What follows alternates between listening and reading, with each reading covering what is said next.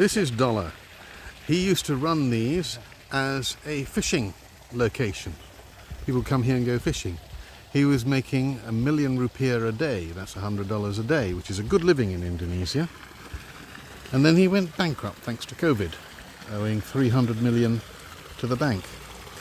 We stepped in and said, we'll help you turn this into a lobster farm, because this water is the very holy water that comes out of the springs at Tirta Empul, the most sacred water temple in Bali.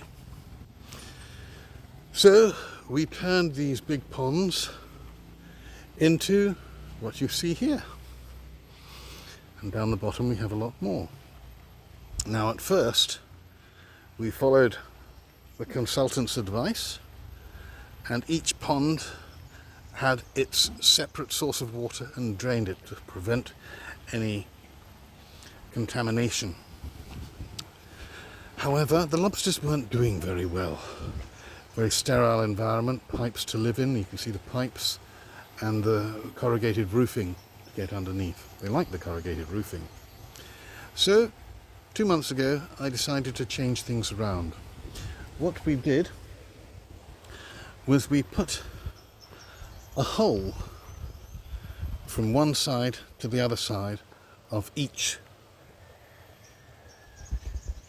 pond. You can see the exit hole down there at the bottom. Here at the top the water is going in. And here we've got the water coming in over there. What we have as a consequence is a river. Continual flow of water going through all of these ponds. And from here, it goes down to this pond, from there to that one, to that one, to there, to there, to here, to there, to there, to here, to here, from here down into these pools here. So it goes through every one, makes it continuous. This means that we have lots more water running through, a much better flow of water. And we've put earth on top of the concrete bottoms and planted weed in it.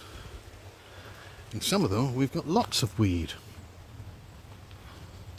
We thought this made a much better environment for the lobsters, a happier environment for the lobsters, because that's important. And how has it worked? Well, 2 weeks ago we decided to start checking these pools here. And this one here was the first one we checked. The lobsters were huge. The rate of growth has improved. The deaths has reduced. The lobsters are obviously much happier and better off and feeding well. Is there a problem? Yes, there is. Just today we had to go back to 2 of the pools, which we put lobsters in just 300 each, just 2 weeks ago, drain the pools and remove the lobsters. Why? The little beggars had eaten every scrap of weed in here, this pond. Just been replanted and now is devoid of lobsters. We will let the weed grow first of all, so that it can go again. And that's key. Why? Because the lobsters eat this weed and it becomes their main diet. So what we have now is lobsters living on their food. Are they vegetarian, you ask? No, they're omnivores. They will eat anything, normally if it's decayed, but they seem to eat the weed when it's alive and kicking, which is interesting. All we have to do is top up their food. What do we top it up with? Black soldier fly larvae. Now, why are they black soldier fly? It's because when they mature and ready to pupate, they march out and can be collected, which is a very easy way to collect protein for your farm animals that you're raising. This is where we do the black soldier fly. We collect the rotting fruit from the farm markets every day, which they haven't sold. We come and put it in here, and that's been collected so I can't show you any black soldier fly which have marched out. This is where the black soldier fly multiply in here, and then they come up here and march out of the pipe and fall in there, but they've been fed to the lobsters already today, so I cannot show you. The problem with that is that the lobsters don't like the pupa of the black soldier fly. They like them white. So I've changed the way we're doing it. We don't do it the traditional way. We created our own. We just take these buckets. Every day we fill them with the new rubbish. It's one of the problems is it comes in the plastic, and you've still got to take the plastic off. And then 2 weeks later we put the rotting fruit into the pond with the lobsters. The lobsters eat not just the rotting fruit, but also the white maggots which have not yet become pupa, which are full of it. That's what they want. That's what they're happy with. We're able to employ a young man here to help remove the algae cleaning fish when they get too big. Because we have the fish in here to eat the extra algae. You may be able to see there's a tilapia there which is too big. I'm concerned at that size he might eat baby lobsters, so he has to be removed, but they're very useful when they're small, keeping the place clean. When they get big they make the water dirty, so we don't like that. So here we have our lobster operation.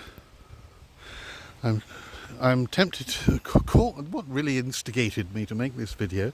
Somebody came by the other day and said, oh, he thought they'd all be in dirty tanks.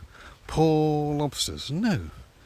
It's our mission to make life better for farm animals, to make breeding our food a good experience for the food. And why shouldn't it be?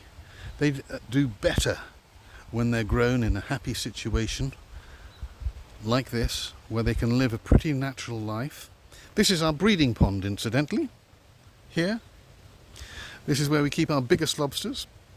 We're having to acclimatise them because it's colder than they prefer. And so we're evolving a strain which is cold tolerant. These pools here are a little bit hotter, and so we put our pregnant lobsters in here.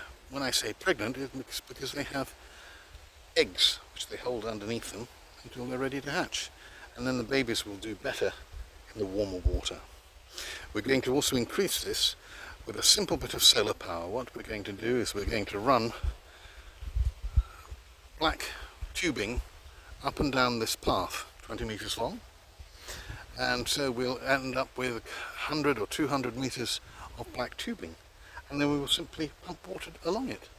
The black tubing will make that water rather hot by the time it comes out, quite possibly too hot for the lobsters, but it will keep the water temperature higher, and that's going to be beneficial, particularly to the babies.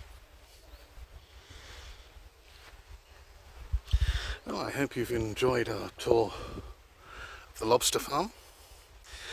The lobster farm, for your information, is our testing ground while we're making sure we can do what we want. Our target is the 100 tons a month of lobster required in Singapore, which is just a 1 hour plane flight from Bali. So we're very interested in that market. Can we supply that from here? No, we can't. But what we can do is set up a cooperative and teach and support local fish farmers who are desperate for help in reaching these markets. How many of these fish farmers will we need? Probably 400 or 500 in order to supply the Singapore market. And of course, after that, there's Japan, and then the big one, China.